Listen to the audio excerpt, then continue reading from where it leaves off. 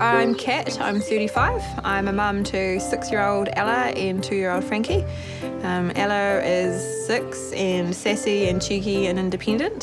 She has cerebral palsy and epilepsy. And then Frankie is 2 with a big head of blonde hair, loves cheese and crackers. Can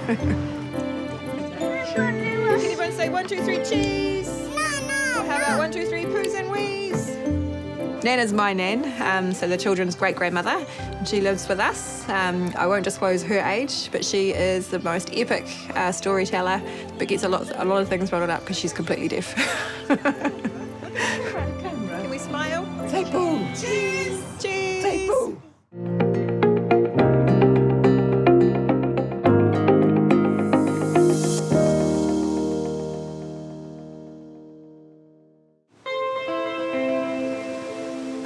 Keep knocking them off.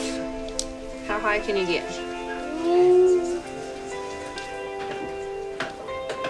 Ella had some seizures on Friday morning that ended up in an admission to Starship, and then found that she had other complications. So they did an X-ray and found that she basically had a football-sized mass in her bowel, which is she's constipated. Hey, Mum. We are. Can I have that? So having cerebral palsy and not drinking very well and all of the other things that are going on with her, it's just got super bad. So she's been having treatment for that. And now we've been sent home with an NG tube to give Ella medicine and water and things through it. Ella's got a bunch of labels, diagnoses. She has cerebral palsy, and that she has that because she had quite a massive brain injury when she was born at 25 weeks. That subsequently caused another condition, hydrocephalus, and the two combined, statistically, quite likely that you'll end up with epilepsy. So she has epilepsy too. Hello. What is your name? My name is Ramon. What is your name? Ella. And how old are you, Ella? Is that 5? Trying to manage that, but unfortunately for Ella, her epilepsy is difficult to manage in terms of regular medication, and she suffers a lot from the side effects. And she's getting lower and lower chances of ever finding a medication that would stop all of her seizures completely. Hydrocephalus, kind of known as water on the brain. Inside the brain, you've got ventricles, and within them, your brain creates fluid, which is in your spinal cord. And basically what's happened with Ella is after the brain bleed she suffered, the old blood and the clot blocked up the plumbing system in there. So she developed hydrocephalus. So without intervention, it would compress the brain tissue and she would die. So what they've done is they put a shunt into the ventricle that drains the fluid out into her abdomen, and then the body naturally absorbs it. So that's how we manage that condition. What is that? Catherine, you didn't tell me big. She's had 23 surgeries. She spent 122 days in the NICU non-stop. We go to the hospital nearly every month, at least once a month. And that's admissions, emergency admissions, clinic appointments. Yeah, it never ends. We live here, and I'm going to move with them when they go to Omaha.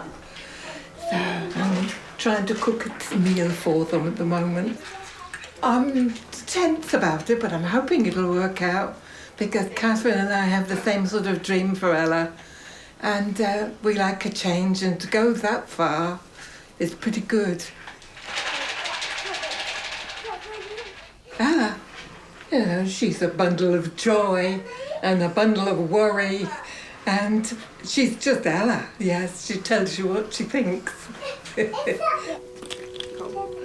We have been in Starship for the last few days. Yeah, it was meant to have our last day at kindy today, and we've missed that, and I don't know what the rest of the week will bring, pretty much. But that's our life. Anyone want more water?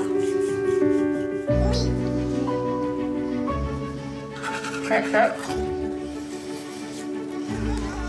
Yeah. Up on your feet. Ah, nice cuddles. Pretty good.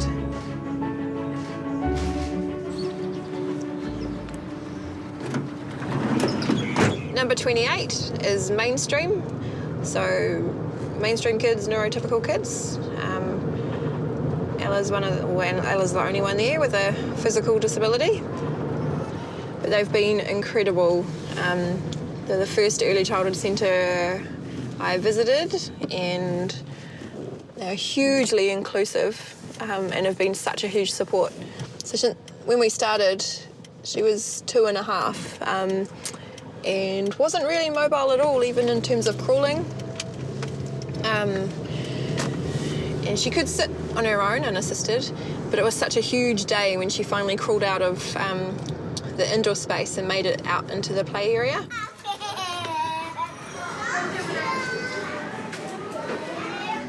What song are you going to sing me? Do you know the sing song? No, you sing me the sing song.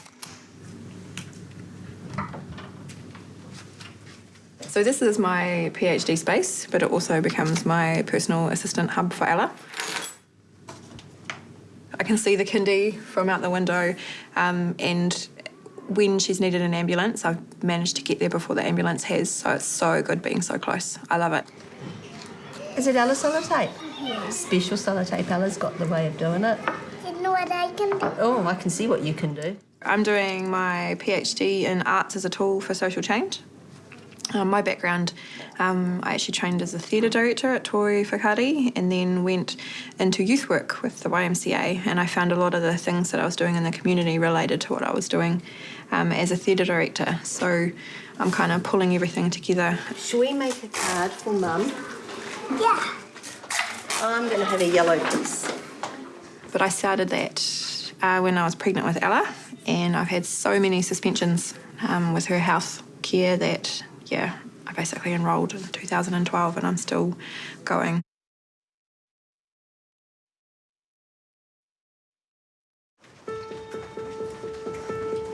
They'll probably move Ella into a different space and then we'll assess her and then just decide if we can administer the medicine or if we need to call an ambulance. Well, kind of the first thing that kicks in is just the survival mode, like, right, okay, let's get to her, let's assess her, see what she needs. And then at the same time, it was like, oh, this is meant to be her last day, and last week was meant to be her last day, and we're redoing it all, and this kid just can't catch a break. And then on top of all of that, hang on a minute, why is this happening? Is she brewing some sort of illness? Is there something wrong with her shunt? Is there other health issues? So we're kind of juggling all of that. Where is she? Hello. How are you? You okay?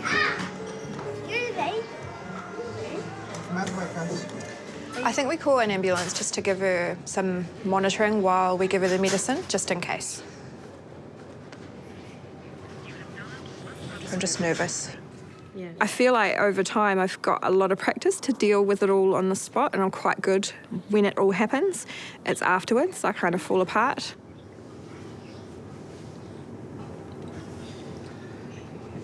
My daughter may be having a seizure. We just got to check your tummy, Ella. She has prolonged seizures, so she might be still having the same one. You're getting some nice cuddles from Nicola, and Mum is right here. We're going to get the people from the ambulance are going to come and they might help you, okay? With Ella in long-term chronic health, it's not just a quick trip in and out or a one-off long trip, it's constant.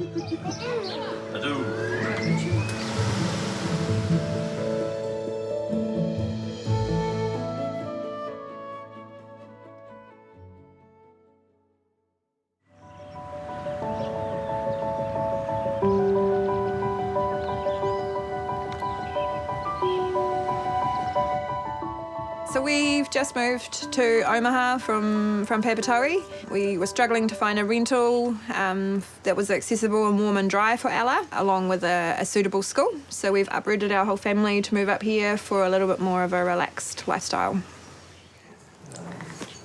Oh, you got it. My turn. I met Brett at high school. What are these? We got married in 2012. Maybe. Oh, wait. We've separated, and it's really hard. We're a young couple, and we've had so many things thrown at us, and we've tried really hard to communicate and work our way through it. But it's a huge amount of tragedy. And despite it all, I think we work really well together and putting the kids first, but we weren't really putting ourselves first. And I think we need to do that so the kids see that and sense of learning how to look after themselves. Done. We got pregnant in 2011 with, we didn't know, but a little girl, Emily. And at 37 weeks, I thought I was in labour and took some Panadol and kind of paced around at home. And by the time we decided it was right to go to the hospital, I wasn't coping very well and found that I developed a syndrome called HELP syndrome. So I'd actually had placental abruption and we lost the baby. So I delivered Emily a few hours later and then fought for my own life. I was really unwell and ended up in intensive care. So that was super rough.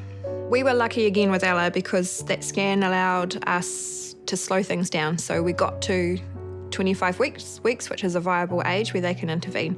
Then again, we were lucky because I got the steroids on board to help develop her lungs. I could fit my wedding rings around her ankle. So she was phenomenally small. She was a good weight. She weighed just over, or she weighed 800 grams, which is a good weight for a baby that age. And probably because of the medication I was on to help my placenta develop, helped that. Come on. You know, there's two people in this relationship. She's there too. She's fragile and totally reliant on all of this medical intervention to survive. But she's still I still believe that she was making choices along the way. So, yeah, she was a fighter right from the start.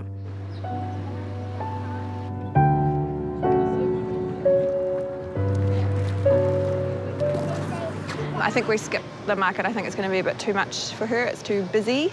I didn't see that. Yeah, so how about we can either go over to the Four Square or walk down to the bakery and grab something to eat and then go back to the park. The market and even things like Kmart and the supermarket is just so busy and overwhelming with colours, light, different people walking past, all the noise that Ella can't kind of manage. And I found the older she gets and the harder it is for her to kind of make sense of those spaces, and she just loses the plot. You're a beautiful boy. Oh, thank you. It's really great. So Ella really misses him a lot. He's our family, so he knows the rhythms of us and what's kind of expected and what's needed. He's really awesome with the kids, so always has been. Although he holds her a lot longer than I can. Who wants some scone?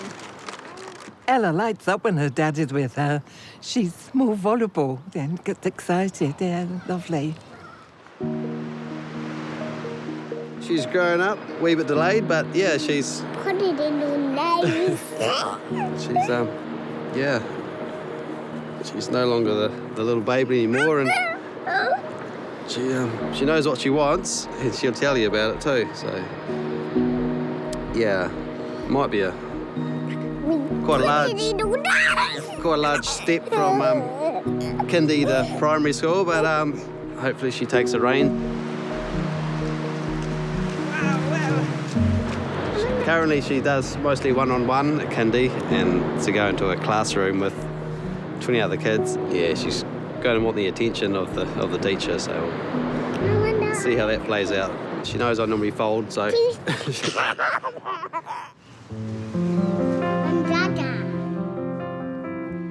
So Frankie came and surprised us in 2016. We were umming and ahhing for a long time about if we would have any more children.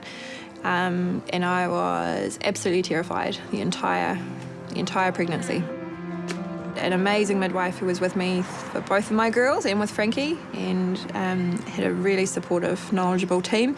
So I kind of, anytime I felt nervous, I went in and out and they did extra scans just to check that he was doing okay.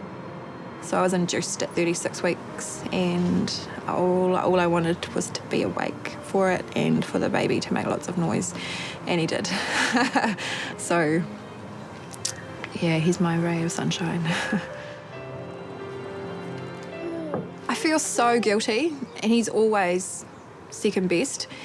I mean, he's had to walk further. I've been places where I've forgotten a seat in the buggy, or I've just had the wheelchair, and he has to walk. He's this little toddler, you know, crying because he can't, you know, go in the buggy too. Or I've been stuck where I'm carrying Ella. There's other things that have been really good, like with toilet training. We're still working on that with Ella, and he's ready to now. So it's kind of something that they're doing together. I'm gonna come and pick you up. Come on. Can I help? What's frustrating? Nothing. Okay. Are you feeling hungry? No. Okay. All right. I'm gonna have to put you down if you hurt me with your head. Okay. You gonna keep jumping? We can jump real high instead of pinching. Go. Stamp the floor. No. You don't want to do that? No. Okay. The first hump that I had to go through was, the first thing, I was angry at her for hurting herself. And I was like, what are you doing, you know? And, you know, I thought it was silly and, you know, and trying to find the right language to, and then, you know, to say, Ella, what are you doing? That you're hurting yourself, this is silly. And then realising, well, that's actually not helpful for her at all. Take it back. And then the next hump I had to go through was being embarrassed about it. Like it was my fault that she was doing it. All right, well, I'm right here when you need me. No. I'm not leaving. Can you say I need you if you need me? No. What were we building with these? I don't know. Have you been building a house? I I don't know either. First of all, I decided to take her off her meds to see if that was causing all of her behavioural challenges. I did a parenting course, read everything I could online about interventions to try and help. And then she had a massive meltdown in one of her clinic appointments with the neurologist, and they put a referral through to child mental health. So we waited for that, and then we got a letter saying that she didn't qualify. So I rang them up and was like, what is going on? She doesn't fit our criteria. And I said, well, why? She's 5 years old and she's self-harming. She's hurting herself and she doesn't qualify. And they just sighed and said, she's developmentally delayed. And I was like, well, what does that mean? That doesn't excuse this. So they roadblocked. We couldn't do anything. Dad, and while you're talking to Dad, I do your tubie. Deal? But what actually helped change things was when I said I couldn't do it anymore, that I wasn't coping, that I'd thought of suicide, I'd gone down this huge rabbit hole because nothing I was doing was helping, and how could I send her to school in that state of anxiety and stress and pressure without being able to support the people that would be with her or her. And that's when people started to listen.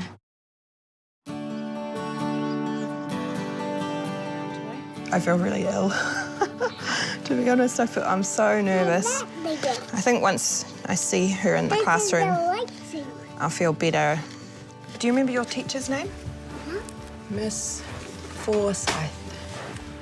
Miss Forsyth. Miss Forsyth. Miss Forsyth. Miss Forsyth. Miss Forsyth. Yeah. Miss Forsyth. Yeah. She will come and say hello to you today. Look at you. My order. What do you think? Where we go? To My new school. your new school, yeah. All right, you excited? Yeah.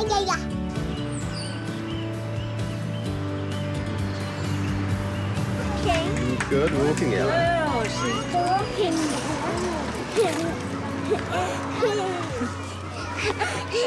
Can you jump? I think after all of that searching, we're here. We'll give it a really good go. She deserves it. It's her right to have an education. So because it is our choice to choose if we send them to a special needs school or mainstream. And she loves a challenge, and I know she'll be behind, and there'll be things to adapt, but she'll excel at other things as well. And she always surprises me, even this morning. I'll put you in your wheels when we get to the gate. No, I'm gonna walk. So she walks all the way here. Here comes Ella. Great.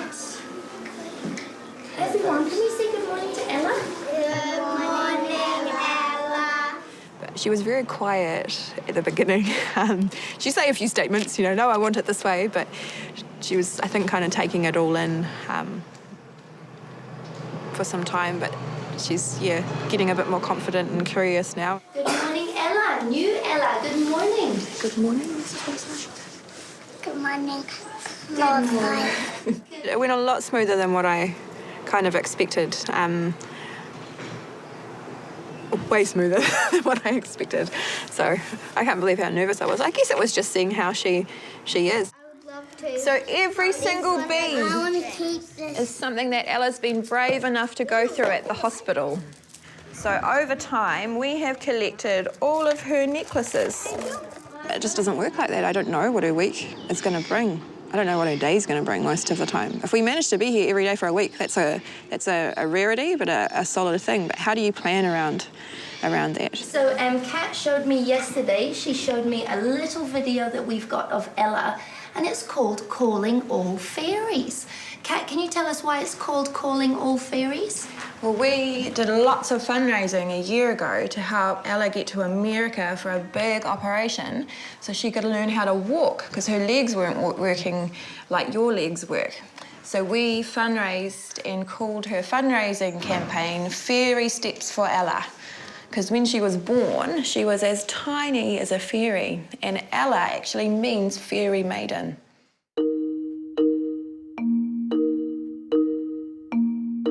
Trawling through blogs and pages of, web pages of information about children with cerebral palsy, I came across selective dorsal rhizotomy and found that there was a surgery there that would enable a child to walk. And that's where I started looking at it, found out that Ella needed to be 2 and the types of cerebral palsy that fitted in. And I thought, right, this is something that we'll do one day.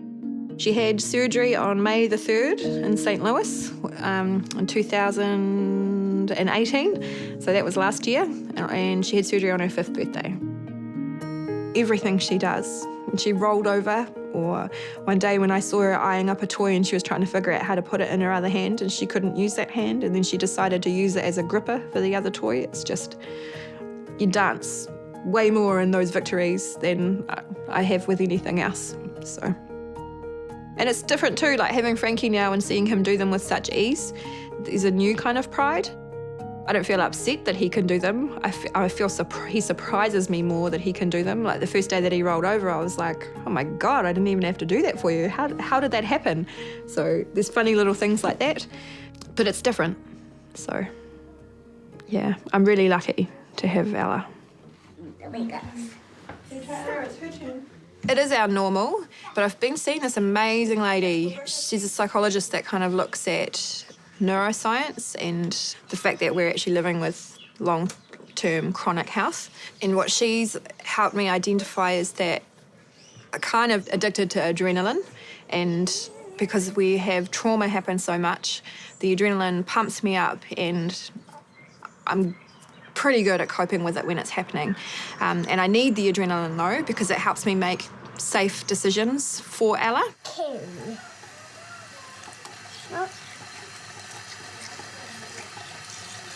Doing a good job. All done? Yes. Something happened to her that was preventable and she died.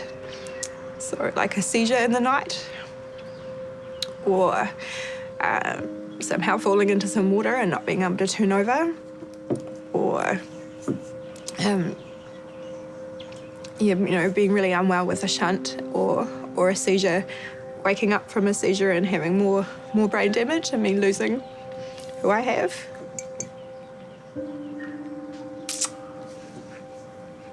And that's very real. Yeah.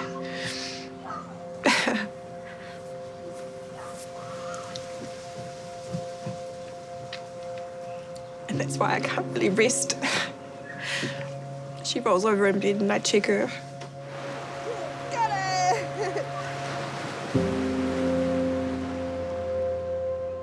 Independence for her choosing what she wants to do for herself and being able to get herself around her own home and looking after her own body,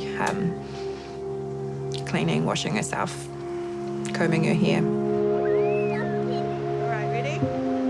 flip over it when it comes.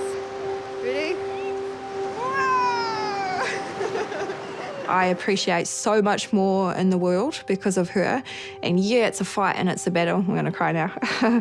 But I love her so much and I'm so proud of her. Can you say cheese? Cheese. And again? Cheese. And hands up in the air for hooray. Hooray! Do you wanna see?